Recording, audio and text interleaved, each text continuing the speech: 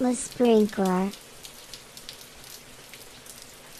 Puis moi, j'ai été initié au dialogue par Marie-Ève Marchand. Puis Marie-Ève Marchand nous invite à relever 6 défis. Ouais. Accepter d'être en lien. Avec soi-même, avec l'autre, les deux? Les deux. Oui. Qui veut dire quoi? Si tu peux élaborer un petit peu là-dessus? Ben, ça veut dire arriver d'emblée dans la conversation avec une disposition de se sentir en lien avec les personnes présentes. Donc, ça peut se matérialiser, par exemple, quand je m'assois dans le cercle, je constate qui est là. Mm-hmm. Puis si j'imagine un fil qui part de mon cœur au cœur de l'autre, Mm-hmm. avec laquelle des personnes j'ai le plus de difficultés à faire ça? OK. Puis comment je pourrais m'ouvrir à être en lien? OK. Donc, Et moi, comme Scrum Master, comme disons que je veux relever ce défi-là, je veux observer si l'équipe devant moi a accepté d'être en lien. Quels seraient les indices qu'on pourrait regarder? Celui que moi j'ai tendance à regarder, c'est pas en lien avec lui, c'est juste par réflexe, c'est les gens qui arrivent dans la salle, est-ce qu'ils prennent le temps de jaser un petit peu avant d'embarquer sur le vif du sujet ou est-ce qu'ils sont tous sur leur téléphone? Ouais, moi, je pourrais mettre ça dans la convivialité. Est-ce qu'il y a une énergie de convivialité? OK. Puis, tous les défis que Marie-Ève évoque ici, dans l'esprit du dialogue, c'est de se les appliquer à soi-même avant les autres. Oui. Donc, la première personne qui va pratiquer dans le cercle, quand je m'assois dans un cercle, je veux être surtout attentif à ma propre pratique du dialogue plutôt qu'à observer les autres être en dialogue, sans l'exclure. Ah, OK. Donc, ça commence ici. Donc, si je veux me pratiquer à accepter d'être en lien, donc ça peut vraiment être très concret. Là. Demain matin, je m'assois en meeting, je regarde toutes les personnes, là, puis je me pose la question avec laquelle personne je me sens le moins en lien jusqu'à date dans mon historique. Oui. Puis ça aurait l'air de quoi, dans la conversation qui s'en vient, m'ouvrir au lien à cette personne-là. Déjà, ça, déjà beaucoup. Si tu fais ça à chaque conversation dans ta journée, là, shit. Il y a quelque chose qui risque d'émerger qu'elle n'a pas émergé sinon. Exact. Ouais. Écoutez jusqu'à l'os. Celle-là, moi, je la trouve très, très jolie. Parce que pour moi, écouter jusqu'aux os, ça évoque pour moi que écouter, c'est une pratique qui n'est jamais finie. Autrement dit, on peut définir toutes sortes de modèles mentaux pour dire des niveaux d'écoute puis tout ça. Et la pratique de l'écoute, tu n'auras jamais fini. Il y a toujours il y a toujours moyen d'écouter encore plus, écouter plus profondément. Quelqu'un qui se dit arrivé là, sur le thème de l'écoute, là, c'est un signe qu'il y a c'est un signe qu'il y a une conception limitée de l'écoute qui ne va pas jusqu'à écouter jusqu'aux os. OK. Tu as peut-être atteint un plateau, mais il y en a un autre qui t'attend. Exact. Okay. Puis de rester ouvert à ce que je pourrais écouter encore plus profondément, mieux, plus... Wow. Comment je peux faire dans cette conversation-là pour être encore plus exact. à l'écoute? Donc, pour moi, il y a cet élément-là qui est évoqué. Puis l'autre élément, c'est que l'écoute, c'est un acte incarné. Elle parle des os, donc elle parle du corps. Donc, on a tendance, je pense, dans notre société aujourd'hui, à associer l'écoute à entendre, mais aussi quelque chose d'assez cognitif et cérébral. De dire j'écoute jusqu'aux os, ça veut dire que j'écoute mes sensations aussi. Ah, OK. Ouais. Donc, j'écoute, c'est comme les variations dans mon corps. Donc, quand tu parles, ben là, il y a quelque chose qui s'est passé entre la première phrase et la deuxième phrase qui a shifté dans mon corps, par exemple. C'était quoi ça? Ouais. C'est une forme d'écoute qui n'est pas facile de se dire... j'ai goût de dire profonde. Profonde, sensible. Authentique. Gaétan, il parlait souvent de... l'écoute toujours est déjà là. T'en souviens? Ça voulait dire quoi, ça? Mais, je m'en souviens plus. Mais continue. OK, puis ça va sortir? Ça va sortir. C'est le principe simple. C'est peut-être celle qui s'en vient, en fait. Suspendre, le prochain défi dans le dialogue proposé par Marie-Ève Marchand, suspendre nos présuppositions. Donc, les présuppositions, ça serait l'écoute toujours et déjà là. Hey, c'était comme arrangé avec le gars des vues, ça. Vous êtes parlé avant, là, c'est trop facile, il y a quelque chose. Mais j'ai de la misère à faire le lien. Et quand tu as mentionné l'écoute toujours et déjà là, ce que je partais comme compréhension de ça, c'était avoir le canal ouvert puis le garder ouvert tout le temps. Peut-être que j'avais mal compris ce que ça voulait dire. T'as pas tout ça. OK. Ouais. Puis là, ce qu'on mentionne, c'est laisser tomber les présuppositions. C'est sûr que les présuppositions viennent entraver le canal d'écoute, là. Mais je le catchais pas de la même façon pendant tout. J'ai besoin d'aide. OK. Déjà, on a dit suspendre les présuppositions. Tu as dit laisser tomber. OK. On ne veut pas les laisser tomber. Mettre sur hold, là. Les mettre sur hold, surtout pour les voir. Okay. Parce qu'un être humain qui n'a aucune présupposition, il jase pas beaucoup. Ça se peut qu'il soit mort. Ben, tu sais, écoute, si j'essaie il n'y a pas ses bases, là. On part tous sur des modèles théoriques. Ben, oui, il ne pourra pas dire grand-chose s'il veut suspendre, tu sais, puis arrêter. Donc, l'idée de suspendre ses présuppositions, c'est plus de les suspendre pour les voir et faire des choix. De quelles présuppositions sont là quand je dis ce que je dis. Okay. Puis le concept d'écoute toujours et déjà là, c'est il y a une écoute qui est présente, qui est toujours là, mais qui est inconsciente. Comme Siri, là, qui est en arrière et qui attend comme une écoute plus habituelle. Mm-hmm. Qui est dans laquelle les présuppositions ne sont pas questionnées, en fait. C'est ça le lien. Okay. Ils ne sont pas questionnés, ils ne sont pas suspendus. Fait que c'est vraiment mon speaker intelligent là, chez nous qui attend que je dise « Hey Siri » pour réagir pour vrai. Là. Quand il fait juste scanner le white noise, il est avec ses présuppositions puis il présuppose que ce que je dis n'a aucun intérêt. Exact. Donc, une écoute programmée, finalement, versus une écoute réelle. Okay. Ben, ce serait une écoute dans laquelle j'ajoute de me poser la question comment je suis en train d'écouter ce que j'écoute. Donc, ça pourrait être une écoute quand même de bonne qualité d'écouter ce que tu dis, puis j'écoute attentivement, mais j'écoute pas à partir d'une place où je questionne comment j'écoute, puis c'est quoi les suppositions qui font que le sens que je fais de ce que tu me dis. Quand je suspends mes présuppositions, là, j'essaie de saisir qu'est-ce que je génère comme sens de ce que tu me dis, puis est-ce que je pourrais générer un sens différent? Parce que si j'avais une présupposition différente, ben je n'arriverais pas à la même interprétation de ce que tu me dis. Donc, c'est une écoute qui questionne l'écoute en même temps.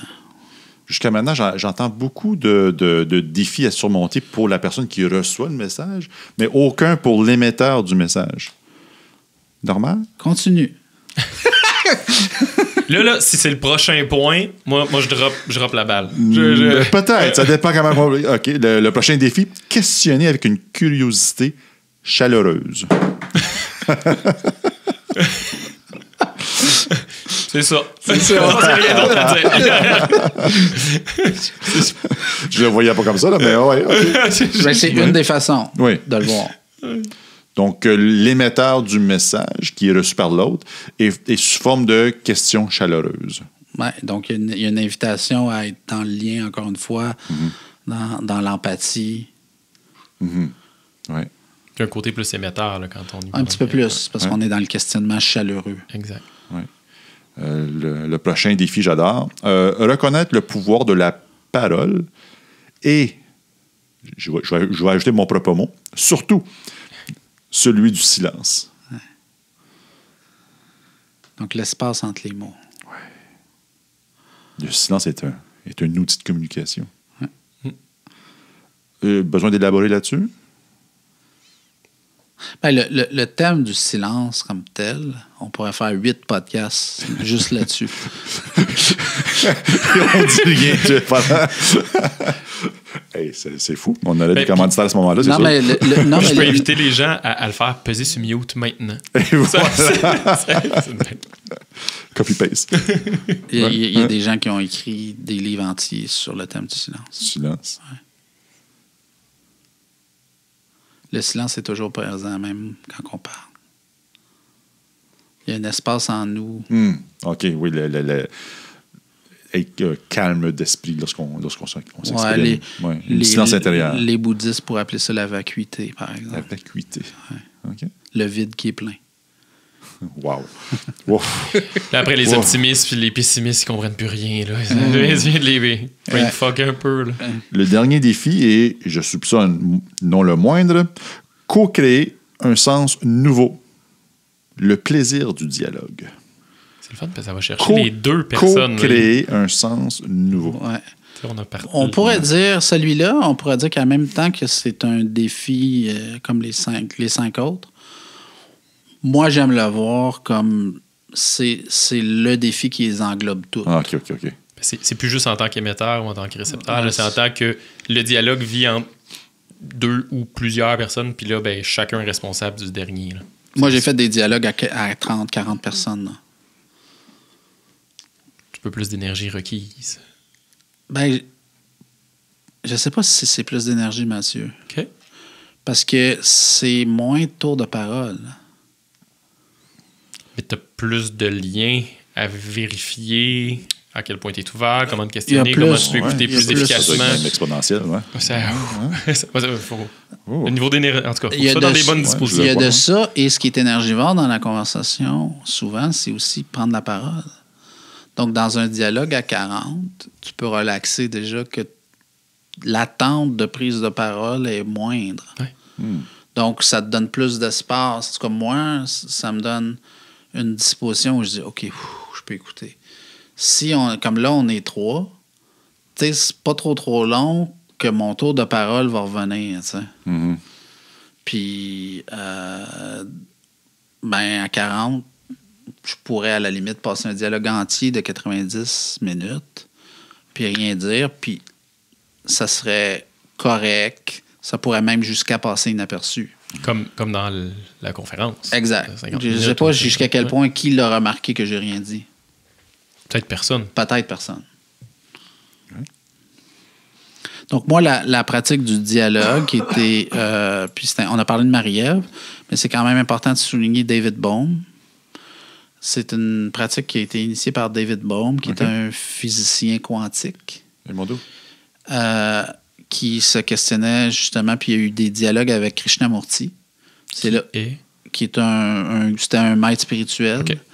Puis, donc, c'est lui qui a qui a initié la pratique. C'est pour ça qu'on l'appelle le dialogue de Bohm. La forme de dialogue que Marie-Ève décrit dans son bouquin, qu'on pourrait dire, moi, en tout cas, c'est la forme de conversation entre des humains la plus difficile que je connaisse, la plus exigeante. Pas nécessairement la plus difficile, la plus exigeante.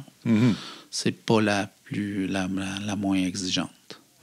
Et donc, de s'accorder des moments dans la vie organisationnelle où on est dans un mode conversationnel qui est exigeant, qui nous invite à se dépasser dans notre écoute, dans notre utilisation de la parole, dans notre ce qu'on interprète de ce que les autres disent. J'ai envie de dire que c'est pas mal nécessaire en 2019, où on est pas mal au rythme de Facebook. Oui, et de Trump. Ce qui est drôle, c'est qu'on a commencé notre conversation sur les espaces sécuritaires. Ce que j'ai le goût d'ajouter, c'est que ce qu'on veut essentiellement, c'est créer un espace qui permet un dialogue de bombe. Puis ça, on peut le décrire comme un espace sécuritaire si on veut, mais ça vient avec tous les côtés fake qu'on décrivait ou superficiels. Tandis que si c'est un vrai espace propice à ce dialogue-là, on parle plus d'espace sécuritaire, on parle juste d'espace où le dialogue peut vivre. Puis c'est peut-être ça qu'on vise, en fait, J'adore. Ouais. Je suis content parce que pour faire un dialogue, tu as besoin de chaises. That's it. On peut pas faire mais là, mes debout. Mes post-it vont faire quoi? Tu pourrais le faire. Diable, les Daily Scrum debout. Tu pourrais le faire debout, mais typiquement dans la pratique, un dialogue, ça a une durée de minimum 90 minutes. OK. Parce que arriver à co-créer un sens nouveau, on pourrait refléter sur notre conversation. Au début, c'était différent. Là, on est dans une qualité d'écoute puis de conversation qui est en contraste avec ce qu'il y avait au début. Okay. Donc, il y a un temps qui j'allais dire nécessaire, mais j'hésitais, c'est plus qui est utile. Donc, un dialogue, c'est typiquement 90 minutes. Nous, les rencontres qu'on fait avec B-Software, entre autres. 3 heures. 3 heures. Ouais. Il y a une des pratiques qu'on fait dans le réseau Pixis qui est 5 jours. Oh, mon Dieu. OK. Donc, 5 jours, il y a une quinzaine de personnes qui se présentent puis qui ne savent pas ce qui va se produire puis qu'il n'y a personne qui va faciliter l'exercice. Okay. Il n'y a pas de marketplace, il n'y a pas de... C'est comme être à l'écoute de qu'est-ce qui veut apparaître pendant 5 jours. Le 3e jour, là, je peux vous dire par expérience, ça fait depuis 2015 qu'on fait ça. Là. Le 3e jour, il y a des gens qui ont des insights d'un autre ordre. Okay. Sur eux-mêmes, sur la vie, sur des questionnements, divers questionnements. Okay. Donc, on fait ça 2 fois par année, 5 jours. J'allais dire de quoi, mais tu me fais hésiter, mais je vais le dire pareil. Vas-y. Moi, j'ai parti un thread dans ma petite tête. Comment relever les 6 défis mentionnés par Marie-Ève, mais dans un daily scrum. Créer un environnement de dialogue authentique dans un daily scrum de 15 minutes. J'ai pas de réponse. J'ai peut-être une question pour tenter de répondre à ça. Est-ce que tu remarques à travers les dialogues que tu fais de façon récurrente avec les mêmes groupes de personnes, puis je comprends que c'est pas nécessairement toujours les mêmes exactement qui sont là, etc., mais que instaurer là, cet état-là qui prend un certain temps à mettre en place, quand il y a une récurrence, que ça le rend plus facile ou ça change rien? Puis ça reconstruire à chaque fois. Oui, on part toujours de zéro. Il y a certainement, selon moi, puis Marie-Ève serait beaucoup mieux que moi pour répondre à cette question-là, j'en suis convaincu. Mon expérience, c'est qu'il y a certainement des capacités qui se développent. OK. Qui fait que les gens qui sont habitués, donc qui ont de la pratique, arrivent à une conversation, j'ai envie de dire, plus riche, plus porteuse d'insight, j'ai envie de dire plus fréquemment et peut-être plus rapidement, mais surtout plus fréquemment. OK. Moi, je participe à des groupes de dialogue, dont un groupe qui est organisé par Marie-Ève. Puis on voit que les habitués, ça change quelque chose qualitativement avec la pratique. Parce qu'ils connaissent les défis, ils essayent de les mettre en place, ils sont déjà conscients de ça, puis ils l'ont fait souvent. Puis il y a de la pratique, il y a des choses qui s'incarnent aussi. OK. On était où ce soir? On était où? Ouais. Je ne veux pas dire la Chine, là. Par rapport au dialogue, est-ce que si on se fait un autodiagnostic... La caméra, là, elle a vu quoi? Ouais. Ben moi, je dirais... Avons-nous accepté d'être en lien ce soir, selon vous? Moi, j'ai minimalement essayé. Je ne sais pas si j'ai réussi, mais j'ai minimalement essayé de façon proactive. Moi aussi. J'ai toujours le sentiment qu'on est en lien de la milliseconde qu'on se revoit, là. Oui, puis il y a quelque chose qui est dans... notre relation est plus neuve, exact. Qui fait que c'est différent. Donc, il y a eu, moi, je dirais, un réchauffement sur la capacité d'être en lien. Puis il y a le fait aussi que moi et Eric, on avait soupé ensemble ici avant. Toi, t'arrivais. Fait que moi, mais certainement, après quelques minutes, déjà, je me sentais plus en lien avec toi. Ouais, c'est Mathieu, ça. Mathieu. Ouais, c'est clairement Mathieu.